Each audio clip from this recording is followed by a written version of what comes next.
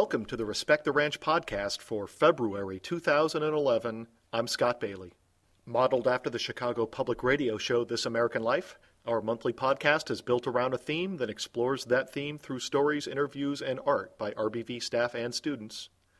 In honor of Make-A-Wish Week and Vista's Big Give, both of which are fundraisers for the Make-A-Wish Foundation, our podcast this February focuses on the theme of positive thinking. So, our special podcast in 5 acts. In Act 1, a teacher and student panel discussion about interesting current events and ideas for you to chew on. In Act 2, RBV students identify a sound that they like the most. In Act 3, a student essay by an RBV sophomore and soccer player about being diagnosed with a life-threatening illness. In Act 4, an interview with an RBV boys basketball player about faith, humility, and Chipotle burritos. And finally, Act 5, a poem by Emily Dickinson, read by an RBV science teacher. All this to come on our Respect the Ranch podcast for February 2011. Let's get started. Act 1. Our panel discussion by teachers Elsie Aguirre-Simpson and Nick Wheat, along with students Jessica Peralta and Kyle Swafford, explores events and news for you to chew on in our awkwardly named act, The Cud.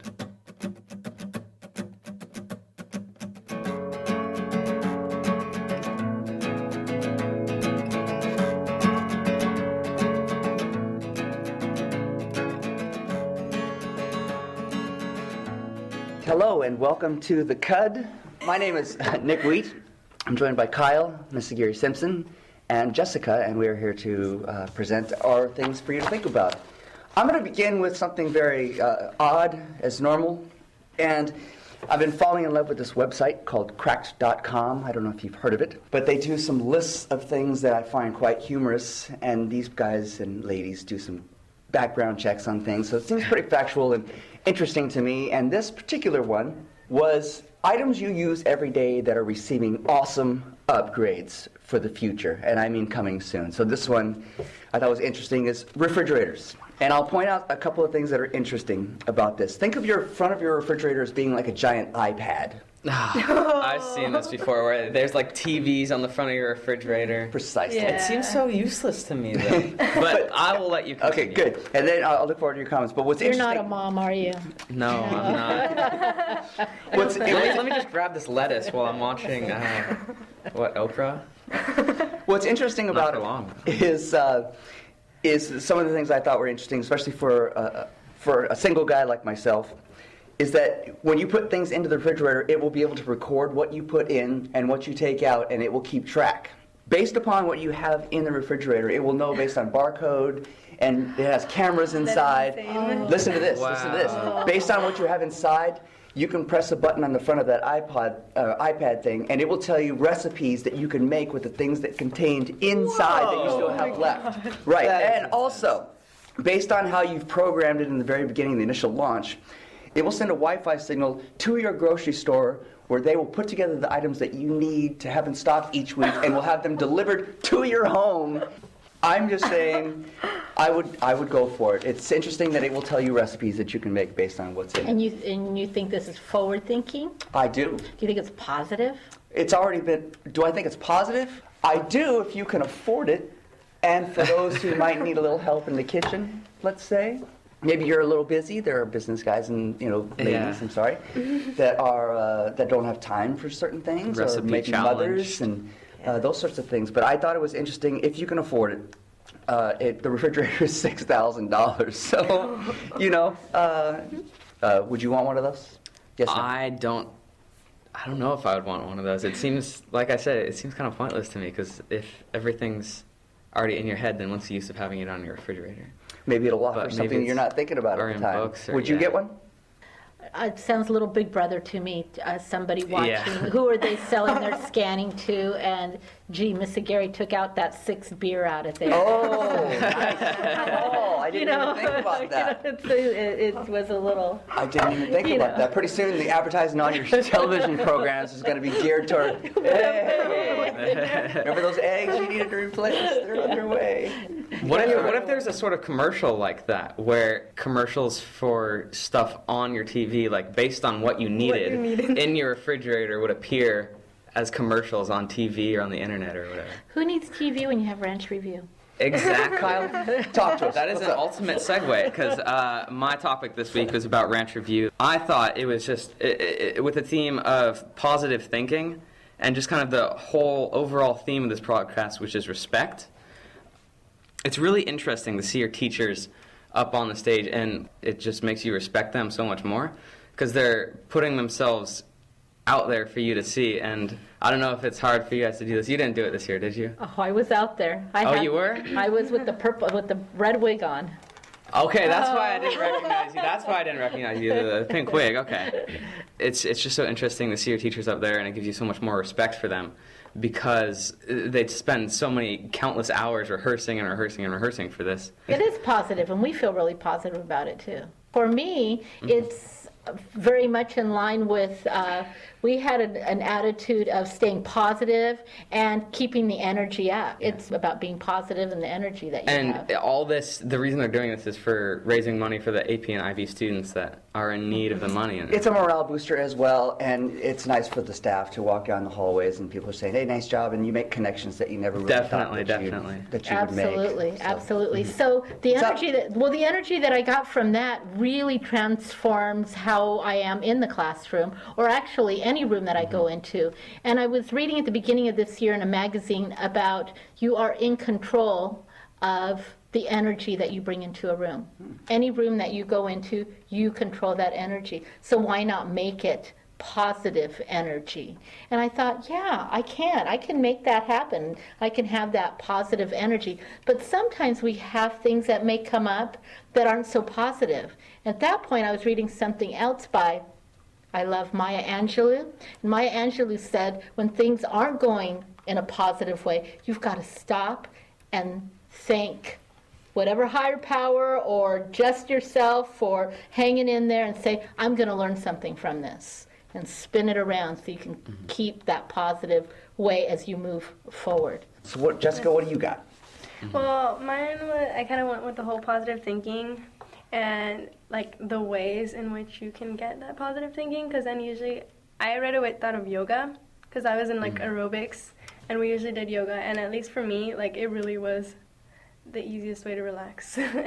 As weird as it is to sometimes contort yourself in really weird positions that are slightly painful sometimes, like it really is relaxing, like especially when you just focus on your breathing, and it's just, I don't even know how to describe that feeling. It's kind of like relief. It kind of like blows all the stress away. Are you new to this, or have you been doing it a while? Well, right now I'm not in aerobics anymore, but I do yoga by myself. You've been doing that? Yeah. Okay. So how do you feel at the end of when you're done with yoga, at the end of that It's really session? relieving, especially after like school and everything going crazy. It's like, it's good to take a moment and just relax and do some yoga.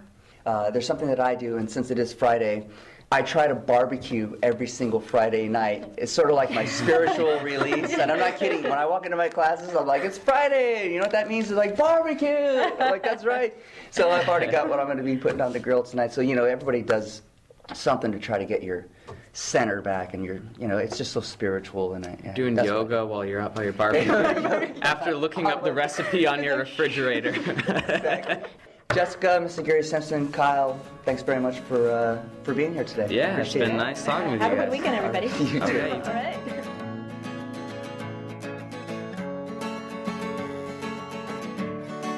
Miss Aguirre-Simpson, Mr. Wheat, Jessica, and Kyle with ideas for you to chew on and discuss at your next party.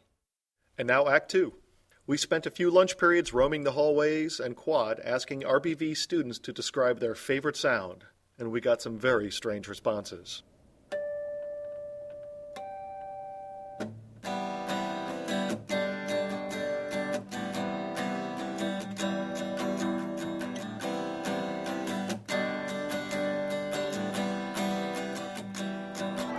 Hi, my name is Aaron, and the sound I like to hear the most is the sound of laughter.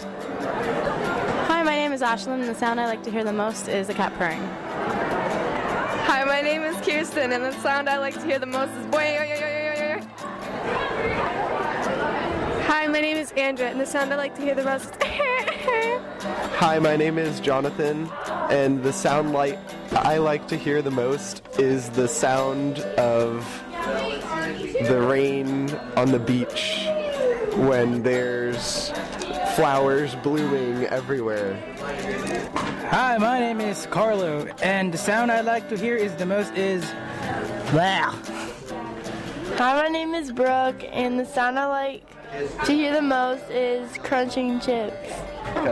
Hi, my name is Mariah, and the sound I like to hear most is people yelling. Hi, my name is Stephanie, and the sound I like to hear the most is the sound the monsters make when you're coming after you in Amnesia. Hi, my name is Janet, and the sound I like to hear the most is Hocus Pocus! Hi, my name is Michelle, and the sound I like to hear the most is oh yeah! Hi, my name is Ritza, and I like the sound. And the sound I like to hear the most is fricka fresh. Hi, my name is Gabby, and the sound I like to hear the most is the sound of water filling up in a bottle. Hi, my name is Veronica, and the sound I like to hear the most is the sound of mac and cheese made by my friend. Hi, my name is Michelle, and the sound I like to hear the most is roar. Hi, my name is Josh, and the sound I like to hear most is praise. Hi, my name is TJ, and the sound I like to hear the most is the crunch, crunch, crunch of Gardettos. Hi, my name is Sean, and the sound I like to hear the most is the sound of waves.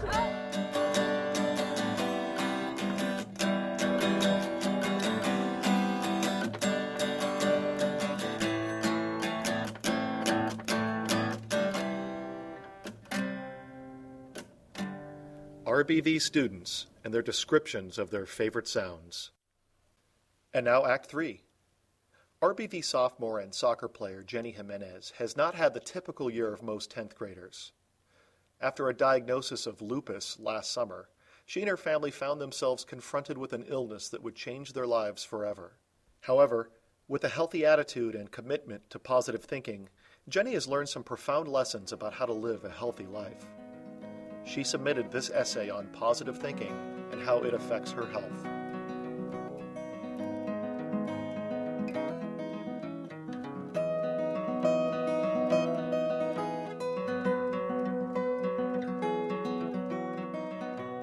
Before I was diagnosed with this disease, I was a healthy 15-year-old just like many teens. I went out with friends, ran track, danced, and had a normal teenage life. Just because I have been diagnosed with lupus doesn't mean it's become my life. I still do the things I love, I just have to be a bit more careful with my body and listen and know when enough is enough. Lupus is a chronic autoimmune disease. Your body is like an army with hundreds of soldiers.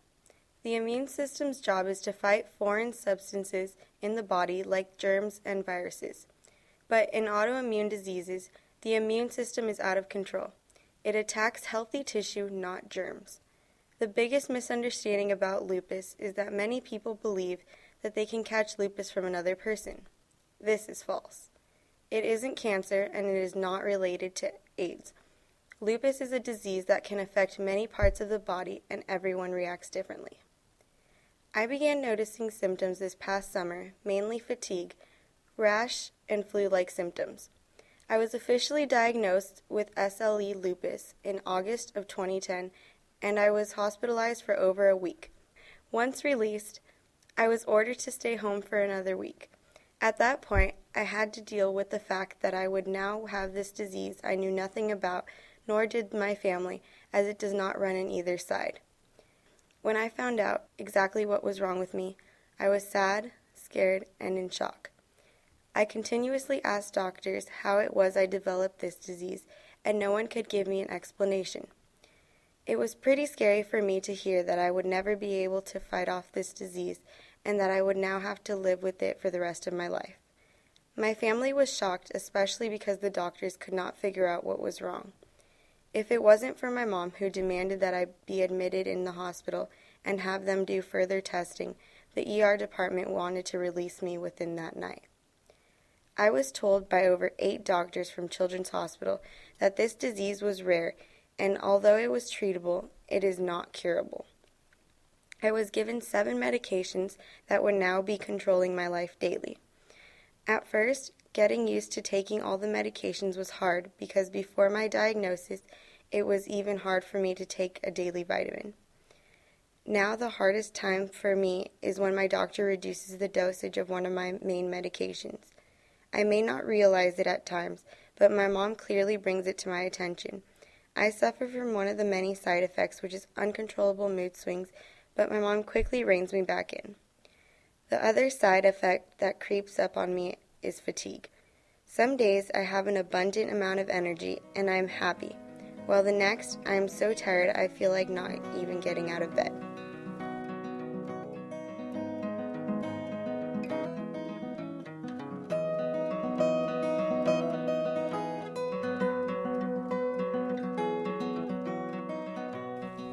Getting used to the new, unwelcome change was not so easy.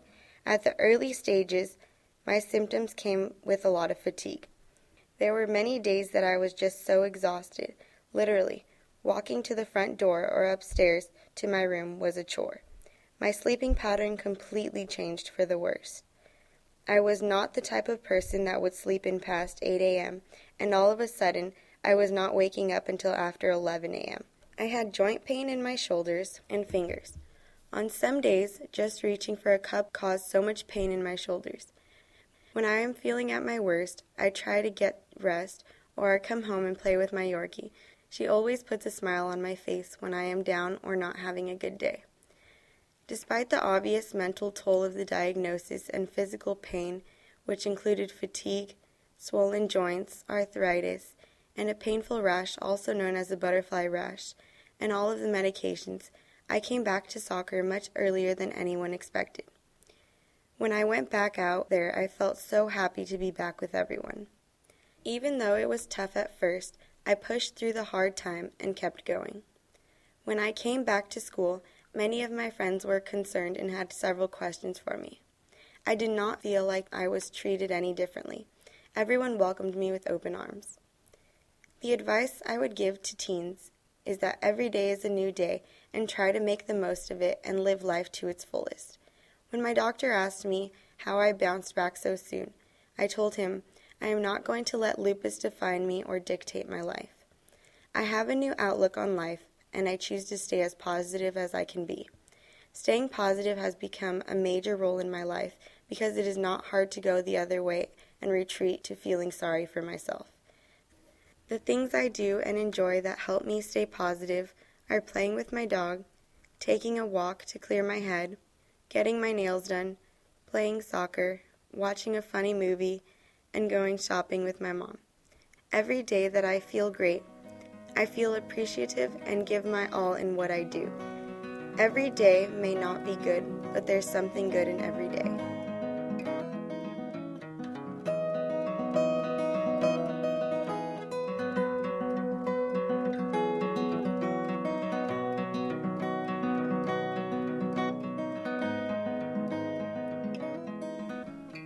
RBV 10th grader Jenni Jimenez on positive thinking.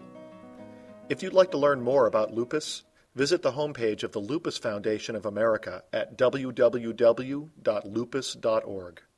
And now Act 4. If you've been to an RBV boys basketball game, it would be hard to miss him. He's the one shooting and making three-pointers from just across half court. Rancho senior Johnny D has been getting a lot of attention lately for his record-setting 32 points a game average, along with a host of steals and rebounds. All this attention might throw your average teenager's priorities off, but we think you'll see through our casual conversation with him that prioritizing his life properly is, well, priority one. So let's get started. I'm here with Johnny D. Johnny, welcome. Thank you.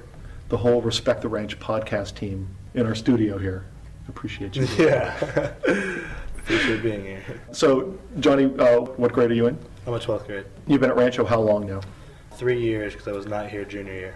So you're back for your senior year, you were here your freshman and sophomore year? Yep. Where were you for your junior year? Junior year, I moved to Kansas City, Kansas, for my dad's job because the headquarters are out there, Mhm. and it was just easier for him to be able to get to his job if we lived next to the building. What is it that your dad does that took you out there? He works for Fellowship of Christian Athletes, and it's a national organization, and the headquarters has always been in Kansas, so that's where the building is. And you've been in Vista your whole life up until that? No, I was actually born in Colorado. You were born in Colorado? Yeah, he started FCA out there in Colorado. Really, most of your life when you were younger was grown up in Southern California, San Diego culture. What was it like going out to Kansas? I mean, it just depends on your outlook on it. I really liked it. I think I enjoyed the change because there was a lot of change. First of all, you have the weather. It's a complete different change because you're not used to the seasons, and there's bitter cold below zero, snow, rain, cloudy skies, never seeing the sun. And then you got to get used to a different culture, different type of people who, I don't want to sound, it's just different. There wasn't much diversity in Kansas. Diversity, what kind of diversity are we talking people. about? It was typically just ethnicity? Ethnicity. Oh, ethnicity. Yeah, so that... Presumably you mean they're all white They're people. all white people. Yeah. Everyone where I lived was all white, and they kind of are spoiled people. So there wasn't a lot of economic diversity either. Yeah, it's all pretty affluent people in a town. And they're all great kids. I loved all of my friends, but just to have a little bit different the school was a little bit more easy in the sense they got away with things that they shouldn't get away with that are kind of bad habits for college. Like you could just skip school and you wouldn't get in trouble for it. Or just like teachers would just give you A's basically, and it was a little bit easier in some of that sense. And you think that's a product of the area being a little bit more affluent? Because they think that just they're not raised with the toughness, I think. I don't know. Which is interesting because so much of what people imagine with Southern California, I think, is because of the weather. Yeah, I think because we're pretty delicate things with the weather, right? Yeah. But there's also a toughness, I think, a lot of times too. We were exposed to a lot of different people, a lot of different cultures, and that kind of thing, and that means you got to work a little bit. Yeah. You've played at Rancho every year you've been here, and this year you're having a particularly strong season. Yes. Yeah, we have a great team this year. Yeah. It's been fun. Yeah. One thing that I noticed in the interviews with you a lot is that you purposely seem to try to avoid talking about yourself. I hate talking about myself, to be honest. Because I absolutely hate it. People are coming and interviewing you, not asking you about the team. They want to hear you talk about you. Would you agree with that a lot of times? So do you find that you're purposely trying to avoid talking about yourself? Yeah, I think that the less I talk about myself, the better that helps the team chemistry. How so? Because no one wants to be a teammate of someone who's all about himself and is selfish. And if I purposely talk about my teammates, I think that helps team chemistry. And it's not like I'm the one winning games, so I don't want someone to think that. Because our winning has nothing to do with just one player. We have 7-foot Joey, we have a very quick point guard, we have 15 people who are all necessary to winning that team. So why would I talk about myself when I should be talking about all 15 players? Well, I think that you would probably talk about yourself because you're averaging more than any other player in North County. Is that right? San Diego County? Yeah. What's the stat? 32 and a half, I think. Yeah. But that comes just from our coaching and just the way we play. Most of my scoring comes off a dish from Danny or Anthony. So my 32 points isn't from me as much as it is from what we do as a team and how you can't really guard. You have to guard all of our players, and I just get open. I'm able to knock down shots. So much of what you're saying now and these interviews that I read with you really speaks to a humility. Look, it seems like you're working on humility. I want to have humility. You want to have humility.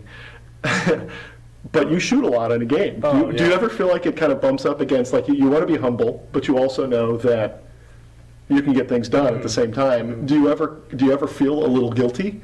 Like I'm doing too much, or I need to. Yeah, there's times I know I've taken bad shots, and those times, I'll tell my teammates my bad, and they understand. Yeah.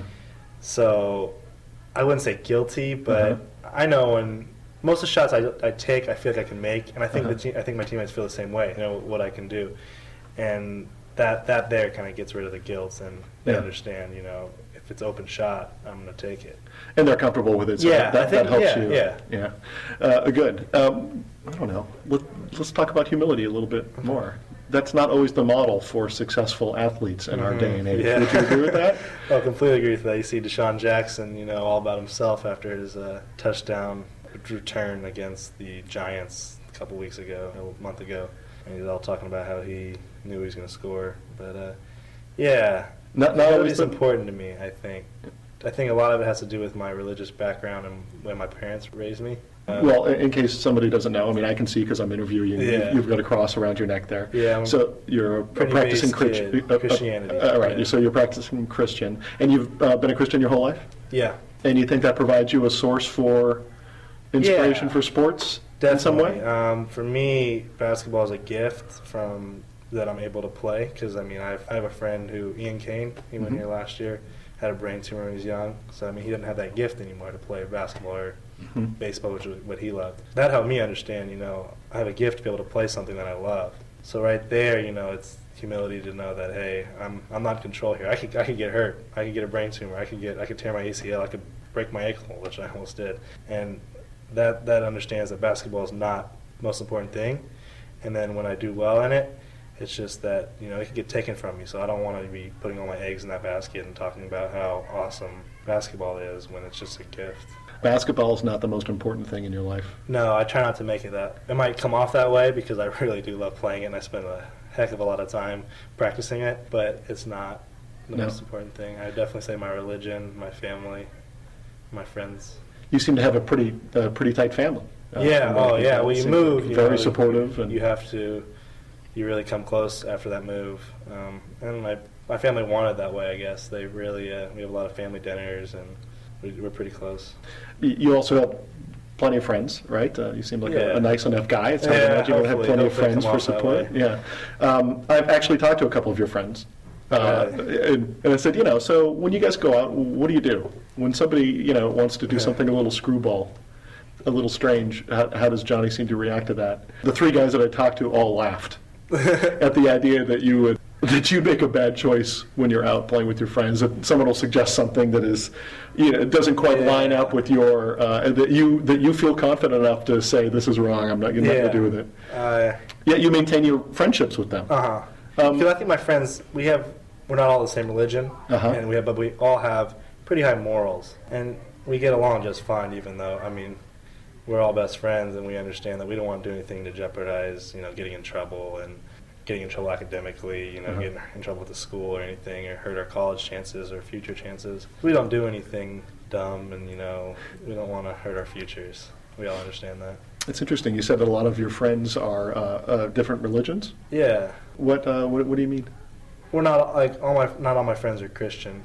I have a couple of friends that don't even believe in God or don't really know what they believe, and that doesn't hurt our friendship at all because that's not what it should. It shouldn't do that. Well, some people don't believe. Yeah. Well, my personal belief is that I could be friends with whoever, and it doesn't really affect my religion or what I believe. Do you find that even strengthens in some way your understanding of your own religion when somebody has sort of an opposing?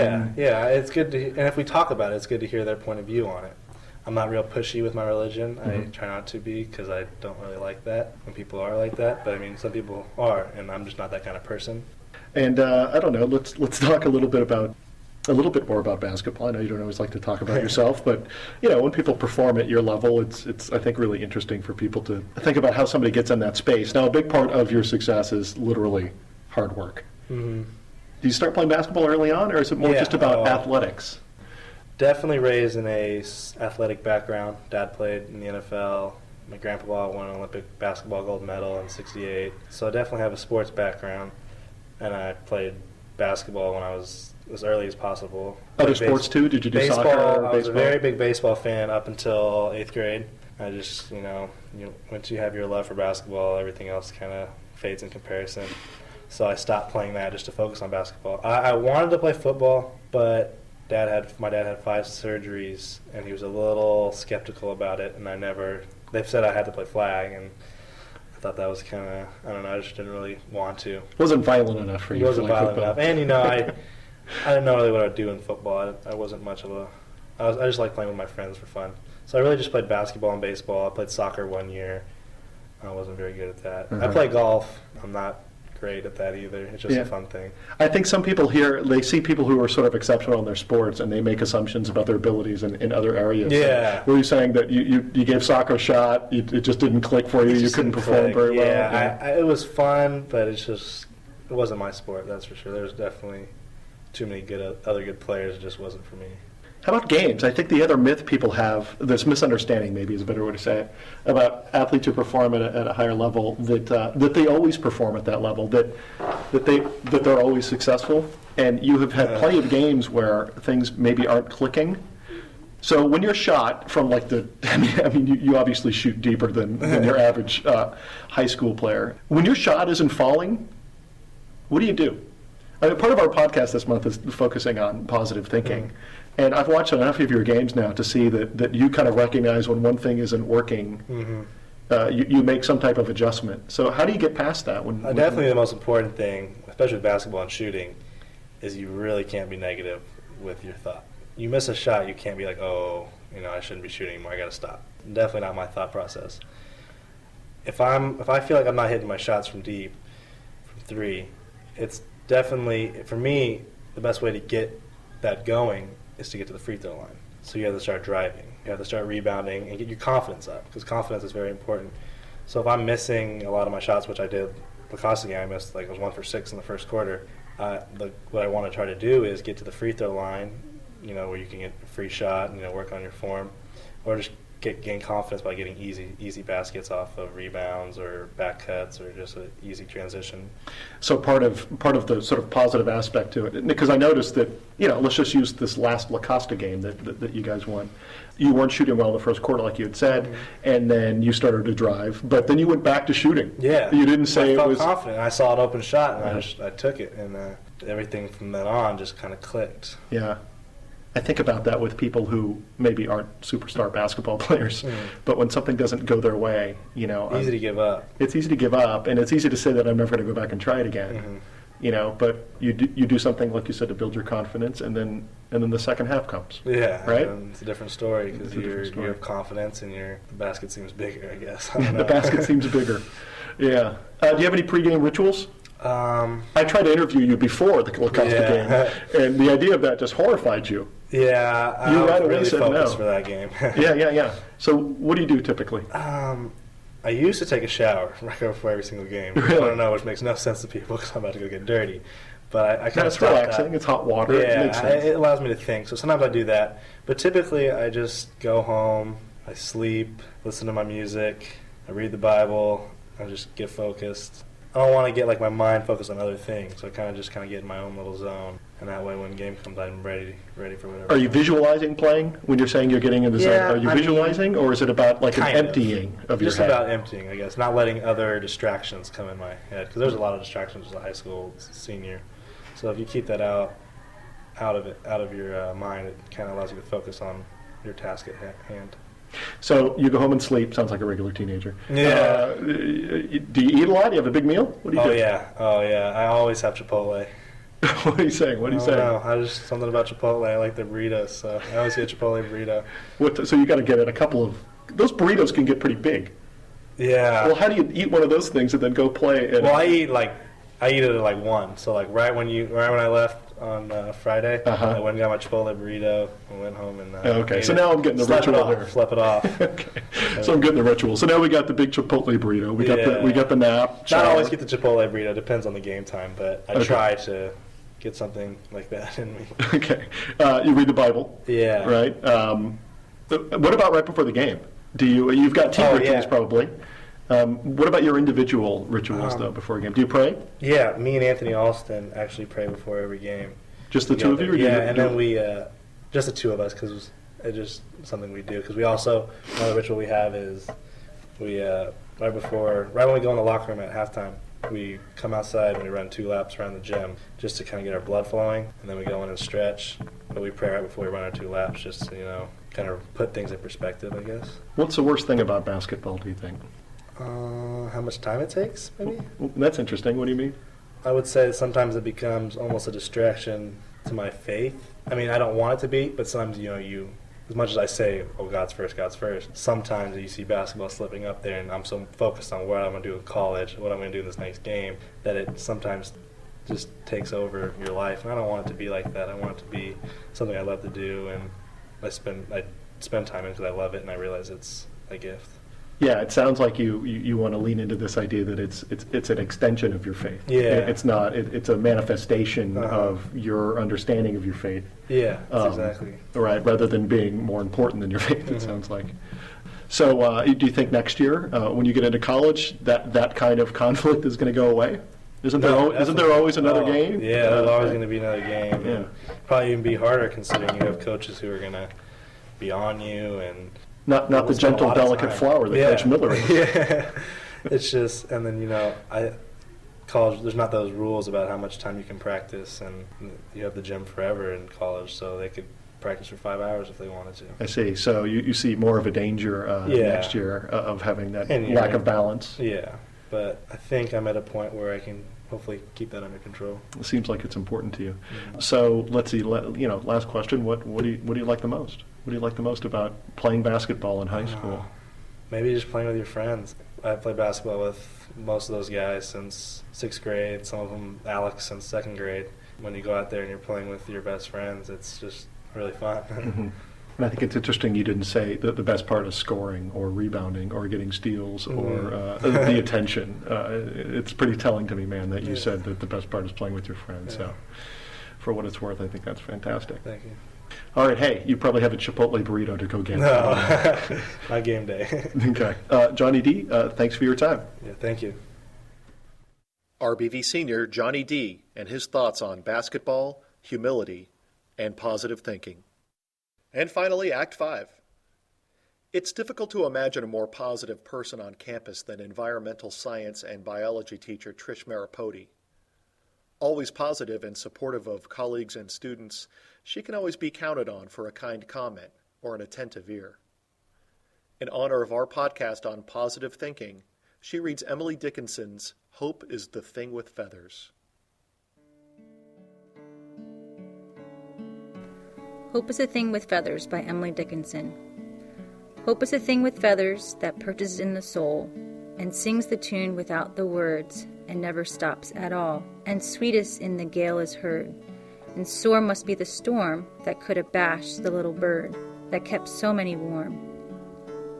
I've heard it in the chilliest land and on the strangest sea, yet never in extremity it asked a crumb of me. Science teacher Trish Marapoti reading Dickinson's Hope is the Thing with Feathers. And that once again does it for our February 2011 Respect the Ranch podcast.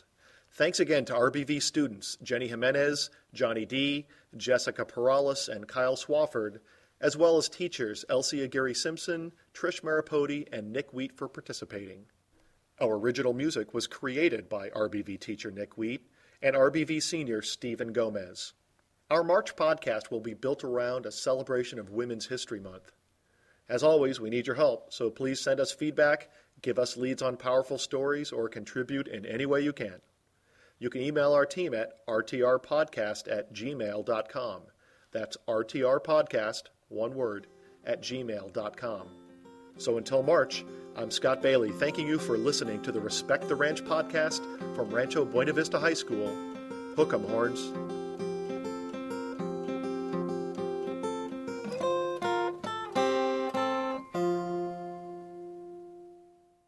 Hope is the sweetest thing. I made it my own. I don't know what I did. I made it all up myself.